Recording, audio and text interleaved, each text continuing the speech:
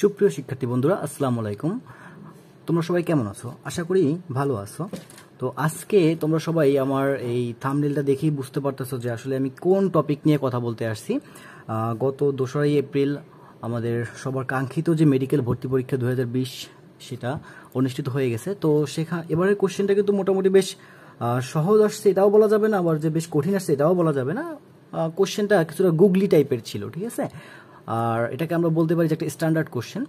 তো আজকে আমি তোমাদেরকে মেডিকেল কেমিস্ট্রি, যে মেডিকেল ভর্তি পরীক্ষার যে কেমিস্ট্রি অংশটুকু ছিল সেখান থেকে যে কিছু কোশ্চেন আসছে সেই কিছু কোশ্চেনের আমি আজকে ব্যাখ্যা সহ সলভ দিব। তো আসো আমরা শুরু করি, ঠিক আছে।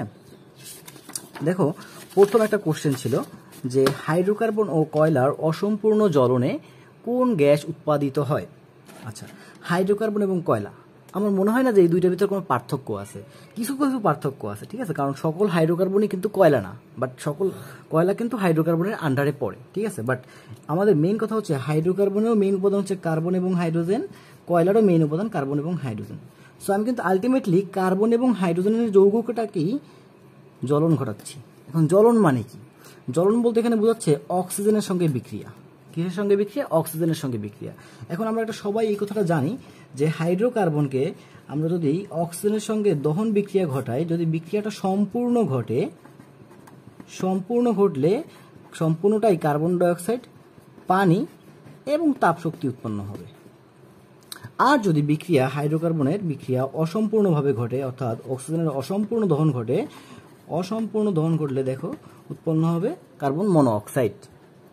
তো এই জিনিসটা আমরা কিভাবে মনে রাখতাম? জিনিসটা এভাবে মনে রাখতে পারি যে যেখানে সম্পূর্ণ দহন সেখানে সম্পূর্ণ 2টা অক্সিজেন আছে, আর যেখানে অসম্পূর্ণ দহন, অসম্পূর্ণ মানে কি? অসম্পূর্ণ মানে হচ্ছে কম বা ঘাটতি থাকবে, তার মানে অক্সিজেনের ঘাটতি থাকবে কার্বনের সঙ্গে। তাহলে দেখো তো এখানে অক্সিজেনের ঘাটতি আছে, অর্থাৎ কার্বন মনোঅক্সাইড এটা। সো আমরা এটা এভাবেও মনে রাখতে পারি যে সম্পূর্ণ মানে কার্বন ডাইঅক্সাইড আর অসম্পূর্ণ মানে কার্বন মনোঅক্সাইড। তো এখানে অ্যান্সার হবে অপশন বি, কার্বন মনোঅক্সাইড। আচ্ছা, এবার তারপরে একটা কোশ্চেন ছিল যে নিচের কোন অক্সাইড পানিতে মিশালে বেশি অম্লীয় দ্রবণ তৈরি হবে। ওকে, তো তোমরা সবাই কিন্তু একটা কথা মোটামুটি জানো যে ধাতুর অক্সাইড হচ্ছে ক্ষারীয়, আর অধাতুর অক্সাইড অম্লীয়।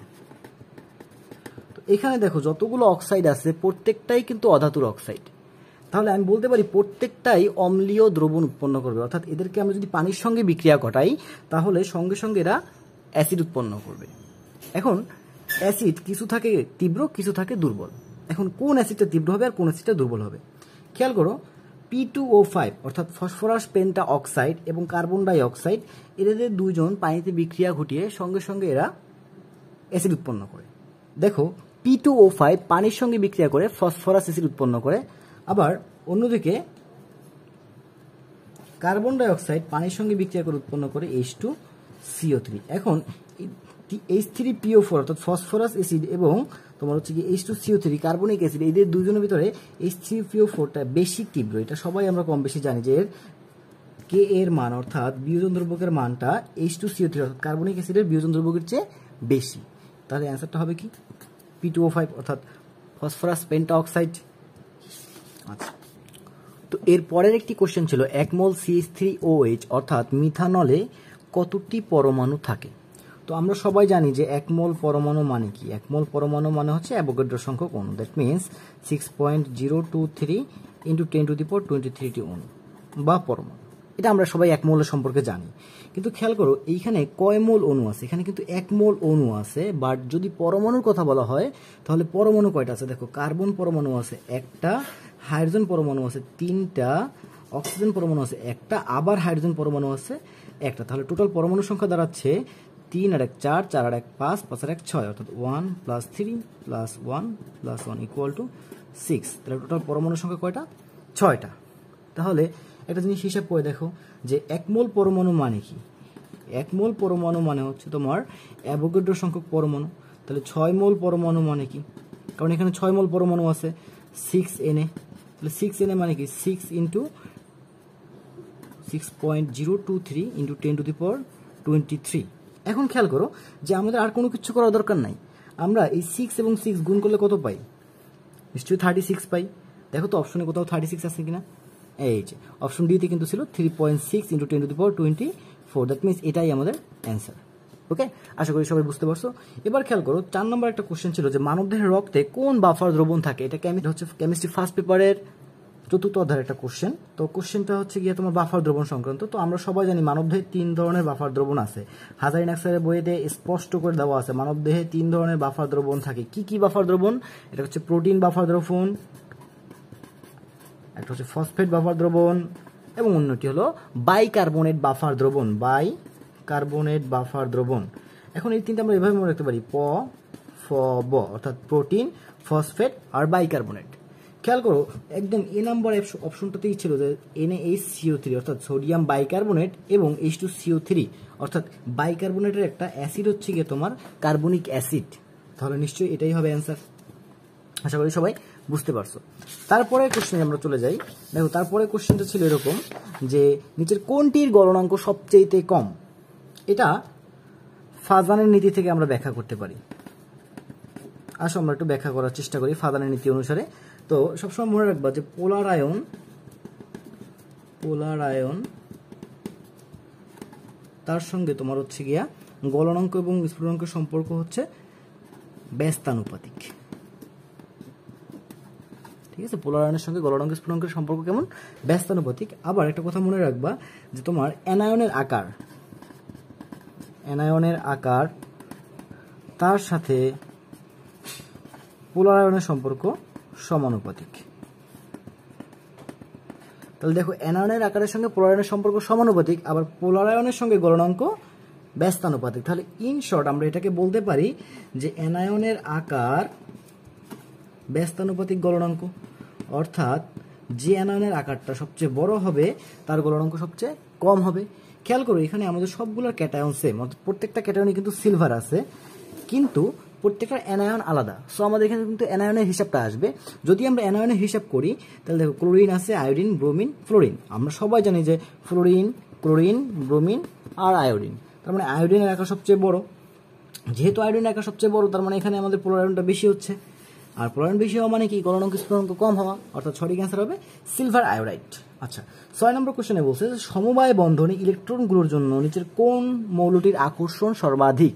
এই কোশ্চেনটা বলতে পারো একটা গুগলি টাইপের কোশ্চেন। ঠিক আছে, এই কোশ্চেনটা আসলে একটু ব্যাখ্যা করার চেষ্টা করি। সমবায় বন্ধন বলতে বোঝাচ্ছে এখানে সমযোজী বন্ধন। মনে করো এক্স এবং ওয়াই দুইটা মৌল বা পরমাণু পরস্পর সমযোজী বন্ধনে আবদ্ধ, অর্থাৎ এক্স একটা ইলেকট্রন শেয়ার করছে, ওয়াই একটা ইলেকট্রন শেয়ার করছে। এখন এই দুইটা ইলেকট্রনকে, অর্থাৎ এই বন্ড পেয়ার দুইটা ইলেকট্রনকে যে কোনো একটা মৌল নিজের দিকে টেনে নিয়ে যাবে। তাহলে আমরা বলতে পারি সমযোজী বন্ধনে ইলেকট্রন সমূহকে যে নিজের দিকে টেনে নিয়ে যাওয়ার যে প্রবণতা বা ক্ষমতা সেটাকে বলা হবে তড়িৎ ঋণাত্মকতা। এখন একটা জিনিস দেখো, যেখানে বলছে সমবায় বন্ধনে ইলেকট্রনগুলোর জন্য নিচের কোন মৌলটির আকর্ষণ সর্বাধিক। অর্থাৎ দেখো এক্স এবং ওয়াই সমযোজী বন্ধনে আছে, তাহলে এই যে দুইটি ইলেকট্রন আছে এই দুইটি ইলেকট্রনের প্রতি যার আকর্ষণ বেশি থাকবে সেটাই হবে কি? তার তড়িৎ ঋণাত্মকতা বেশি হবে। এটা আমরা সবাই বুঝতে পারতেছি যে যার আকর্ষণটা এখানে বেশি হবে তার তড়িৎ ঋণাত্মকতা বেশি হবে। এবং আমরা সবাই কম বেশি এটা জানি যে প্রদর্শনীর বাম থেকে ডান দিকে গেলে তড়িৎ ঋণাত্মকতা বৃদ্ধি পায়। কি বৃদ্ধি পায়? তড়িৎ ঋণাত্মকতা বৃদ্ধি পায়। তো এখন একটা জিনিস খেয়াল করো যে ব্রোমিন হচ্ছে গ্রুপ নম্বর 17 অবস্থিত, অর্থাৎ সর্বডানে আছে। এখানে জার্মেনিয়াম হচ্ছে গ্রুপ তোমার 14, স্ক্যান্ডিয়াম গ্রুপ 3, আর হচ্ছে আর্সেনিক হচ্ছে গ্রুপ 15, আর ব্রোমিন হচ্ছে গ্রুপ 17। তাহলে যেহেতু ব্রোমিন সর্বাধিক ডানে আছে তার মানে আমি বলতে পারি যে ব্রোমিনের তড়িৎ ঋণাত্মকতা বাকি সকলের চেয়ে বেশি, অর্থাৎ বন্ড পেয়ারের শেয়ারকৃত ইলেকট্রনকে ব্রোমিন নিজের দিকে টেনে নিয়ে যাবে। এদের চেয়ে ব্রোমিনের সেই ক্ষমতাটা বেশি। এটাই কোশ্চেনে বলছে, অর্থাৎ এই কোশ্চেনটা কিন্তু তড়িৎ ঋণাত্মকতা থেকে আসছে। ওকে, আশা করি সবাই এটুকু বুঝতে পারছো। তারপরে কোশ্চেনে আমরা চলে যাই। দেখো তারপরে একটা কোশ্চেন ছিল যে নিচের কোনটি কম বিক্রিয়াশীল ধাতু। এখন একটা জিনিস চিন্তা করে দেখো যে যে যৌগটা বা যে মৌলটা বেশি স্থায়ী হয় বা যার সক্রিয়তা কম হয় তার মানে সেই বিক্রিয়া কম করে। তো আমরা সবাই ধাতুর সক্রিয়তা সিরিজ পড়ছি। এই কোশ্চেনটা কিন্তু করছে কেমিস্ট্রি সেকেন্ড পেপারের তড়িৎ রসায়ন অধ্যায়ের ধাতুর সক্রিয়তা সিরিজ থেকে। দেখো ধাতুর সক্রিয়তা সিরিজে যার অবস্থান নিচে তার সক্রিয়তা কম, অর্থাৎ নিচের দিকের মৌলগুলোর সক্রিয়তা কম। এখন যার সক্রিয়তা কম সে কি করবে? কম বিক্রিয়া দেবে। তাহলে আসো বোঝার চেষ্টা করি। তো এখানে আমরা কিন্তু একটা ছন্দ দিয়ে মনে রাখার চেষ্টা করি এরকম যে লিকে বা নাকে মাংতে এলো যেন ফিরে পাবে শোনা হয় কালু হাজি আজ পিটাবে আমায়, এরকম একটা ছন্দ আছে বা এটা অনেকে অনেক রকমভাবে মনে রাখার চেষ্টা করে। যাই হোক বাচ্চারা তোমরা সবাই মোটামুটি কম বেশি ছন্দটা জানো। তো এখানে খেয়াল করো যে আমাদের ছন্দের শেষ একটা অংশ হচ্ছে এরকম যে কালু হাজি আজ পিটাবে আমায়, পিটাবে আমায়, অর্থাৎ এটা হচ্ছে উপর থেকে নিচের দিকের ক্রম। ঠিক আছে, খেয়াল করো কালু, কালু দিয়ে আমরা মনে রাখবো কপার, হাজি দিয়ে মনে রাখবো এইচজি অর্থাৎ পারদ। ঠিক আছে, আজ দিয়ে মনে রাখবো সিলভার, পিটাবি দিয়ে মনে রাখবো আমরা প্লাটিনাম, এবং আমায়, আমায় দিয়ে মনে রাখবো AU অরাম। অর্থাৎ দেখো সবার নিচে আমরা কাকে পাচ্ছি? অরাম, অর্থাৎ গোল্ডকে পাচ্ছি। যেহেতু গোল্ডকে পাচ্ছি তার মানে বুঝে নিতে হবে এই গোল্ডের সক্রিয়তা সকলের চেয়ে কম, তার মানে হচ্ছে কম বিক্রিয়াশীল ধাতু, অর্থাৎ এই নিরিবিলি চুপচাপ শান্ত একটা ছেলের মতো থাকবে। তাহলে অ্যান্সার হবে গোল্ড। আচ্ছা, তারপরে কোশ্চেনটা সলভ করি। তারপরে কোশ্চেনটা কিন্তু আমাদের সামনে মানে এটা একটা বলতে পারো যে বেশ ভালো একটা দুসরা বল ছিল। কিরকম দুসরা বল? যে খেলাটা খুব টাফ ছিল, এটাকে ডিফেন্সিভ খেলতে হবে। ডিফেন্সিভ খেলতে পরে এটার অ্যান্সার খুব সহজে তুমি করতে পারবা। দেখো যে কোশ্চেনটা ছিল এরকম যে নিচের কোনটির মানে কোন দ্রবণটির পিএইচ সর্বাধিক? তো সোজা কথা দেখো পিএইচ এর ক্ষেত্রে 0 থেকে 7 পর্যন্ত হচ্ছে গিয়ে তোমার অ্যাসিড, আচ্ছা, আর 7 থেকে 14 পর্যন্ত হচ্ছে আমাদের ক্ষার। এখন এই 0 থেকে 7 পর্যন্ত এটার একটু ব্যাখ্যাটা দেওয়ার চেষ্টা করি। দেখো যার পিএইচ মান 0 হয়, যে অ্যাসিডের পিএইচ মান 0 হয় সেটা তীব্র অ্যাসিড হয়। আর আমরা সবাই কম বেশি মোটামুটি তীব্র অ্যাসিডগুলো চিনি, যেমন অক্সা অ্যাসিড, তারপরে হাইড অ্যাসিড, এগুলো সব ম্যাক্সিমামই তীব্র অ্যাসিড। যে অ্যাসিডের পিএইচ মানটা বেশি হবে, অর্থাৎ ধরো যে 3 থেকে 6 এর ভিতর থাকে, সেটা দুর্বল অ্যাসিড হয়। ওকে, আচ্ছা, এই তীব্র হওয়া বা দুর্বল হওয়া এর উপরে কিন্তু ঘনমাত্রা ডিপেন্ড করে না, কথা বুঝো। কিন্তু তীব্রতা বা দুর্বলতার উপরে কিন্তু ঘনমাত্রা ডিপেন্ড করে না। তীব্রতা বা দুর্বলতা টোটালি ডিপেন্ড করে যৌগের বা অ্যাসিডের বিয়োজন মাত্রা এবং বিয়োজন ধ্রুবকের উপরে। তো খেয়াল করো এখানে আমাদের কোন অ্যাসিডটা দুর্বল আছে সেটাকে আমাদের ফাইন্ড করতে হবে। ঘনমাত্রা ডাজেন্ট ম্যাটার, এখানে প্রত্যেকটার সামনে কিন্তু ঘনমাত্রা দেওয়া আছে, এটা জাস্ট তোমাকে কনফিউজ করার জন্য দেওয়া হয়েছে। বাট এই ঘনমাত্রা আমাদের কোনো কাজেই লাগবে না। এই Cl, NO3, H2SO4 এবং H2CO3 এই 4টা অ্যাসিডের ভিতরে তোমরা সবাই জানো যে কার্বনিক অ্যাসিড একটা দুর্বল অ্যাসিড। কার্বনিক অ্যাসিড একটা দুর্বল অ্যাসিড। কেন দুর্বল অ্যাসিড বললাম? মনে রাখবা যে কার্বনিক অ্যাসিড প্রতি 3,60,000 অণুর ভিতরে 3,60,000 অণুর ভিতরে একটা কার্বনিক অ্যাসিড বিয়োজিত হয়, একটি বিয়োজিত হয়।